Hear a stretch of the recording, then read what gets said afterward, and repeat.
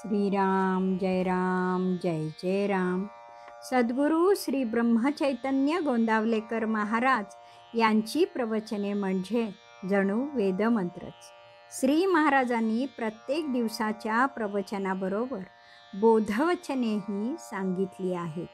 या बोधवचनांचा विस्तार एक तत्वनाम या पुस्तकात लीलया स्पष्ट केला आहे. लेखक आहेत रामभक्त श्री रम भ कुलकर्णी. या श्री रामनाम मंत्रित पुस्तकातील आजच्या बोधवचनाचे अभिवाचन मी डॉक्टर सौ शिल्पा कुलकर्णी तुम्हा सर्व भक्तांना सादर नमस्कार करून करीत आहे. आज दिनांक 29 फेब्रुवारी. आजचे बोधवचन. जोवर श्वासोच्छ्वास देही तोवर मुखी नाम पाही. श्रीराम. या बोधवचनात किती श्रद्धेने नाम घ्यावे हे तत्व श्री महाराजांनी अगदी नेटकेपणाने सांगितले आहे. जोवर श्वासोच्छ्वास देही तोवर मुखी नाम पाही. श्रीराम. या बोधवचनात किती श्रद्धेने नाम घ्यावे हे तत्व श्री महाराजांनी अगदी नेटकेपणाने सांगितले आहे.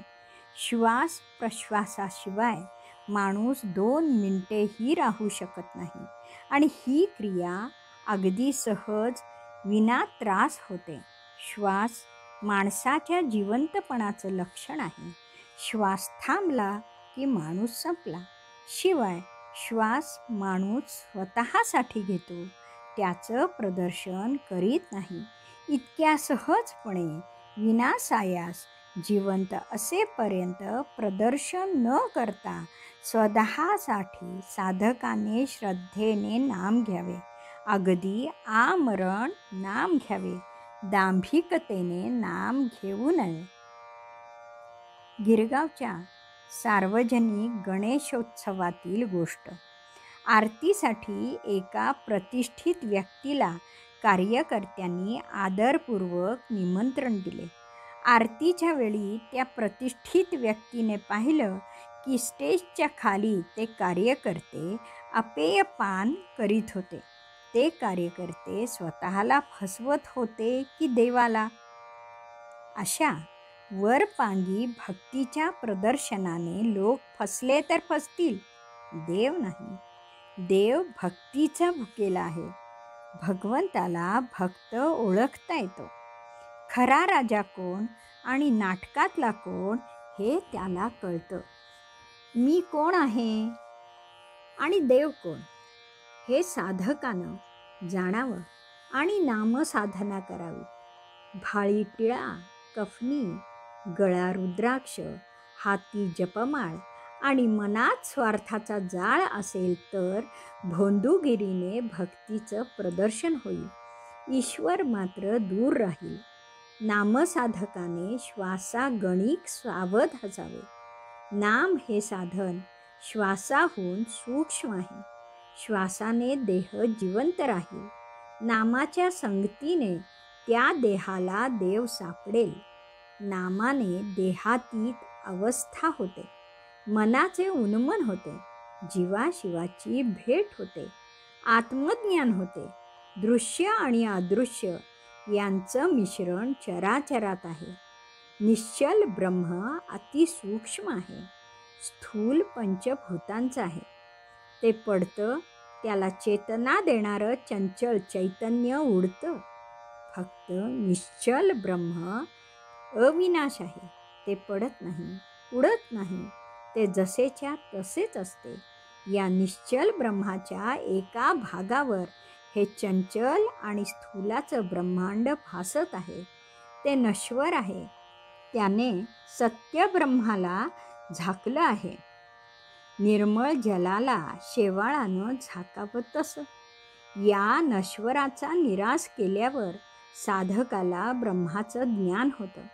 मी ब्रह्म आहे हे ज्ञान त्याला होतं. गुरुकृपेने ते ब्रह्मच तो होतो. साधक अविनाश, अव्यय, सूक्ष्म, ज्ञानमय ब्रह्म होतो. त्याचं जीवन कृतार्थ होतं.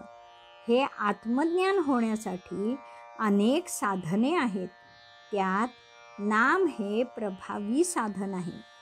दृश्याचा निराश करणे हे कोणत्याही साधनाचं ध्येय आहे. तो निराश कसा करायचा? ब्रह्मांडाला गिळून टाकायला ब्रह्मांडाहून मोठं व्हायला हवं. देहधारी माणसाला हे कसं शक्य आहे? देहाने नव्हे तर नामसाधनाने साधक जाणीव ब्रह्मांडाहून व्यापक करू शकतो. जे ब्रह्मांडी ते पिंडी, ब्रह्मांडाचे 4, पिंडाचे 4 अशा 8 देहांचा निराश नित्यानित्य विवेक प्रलयाने होतो. आपण पुराने वेढले आहोत. आसपास नीट दिसत नाही. हेलिकॉप्टरने मोठा परिसर नजरेत येतो. विमानाने खूप मोठा प्रदेश निहाळता येतो. पण संपूर्ण पृथ्वीगोल विमानातून दिसत नाही. त्यासाठी यानातून अंतराळ गाठायला हवे. भारताच्या पहिल्या अंतराळवीराने संपूर्ण भूगोल पाहिला. त्याचं वर्णन त्याने तत्कालीन पंतप्रधानांना ऐकवलं होतं. आपल्याला चंद्र दिसतो तसं चंद्रावरून पृथ्वी दिसत असेल. आणखी उंच गेल्यावर पृथ्वी कवठा एवढी, पुढे पुढे बीजा एवढी होत होत पार दिसेनाशी होईल. संपूर्ण ब्रह्मांडाचा निराश करण्यासाठी नामासारखं प्रभावी यान नाही. नित्यानित्य विवेक आणि सारासार विचाराने जाणीव व्यापक होते. नाम ब्रह्मा इतकं सूक्ष्म व व्यापक आहे. ते ब्रह्मांडाला कवेत घेऊन साधकाला ब्रह्मरूप करते. म्हणून नाम म्हणजे साधकाचा श्वास आहे. जोवर श्वासोश्वास देही तोवर मुखी नाम पाही. श्रीराम समर्थ. जानकी जीवन स्मरण. जय जय राम.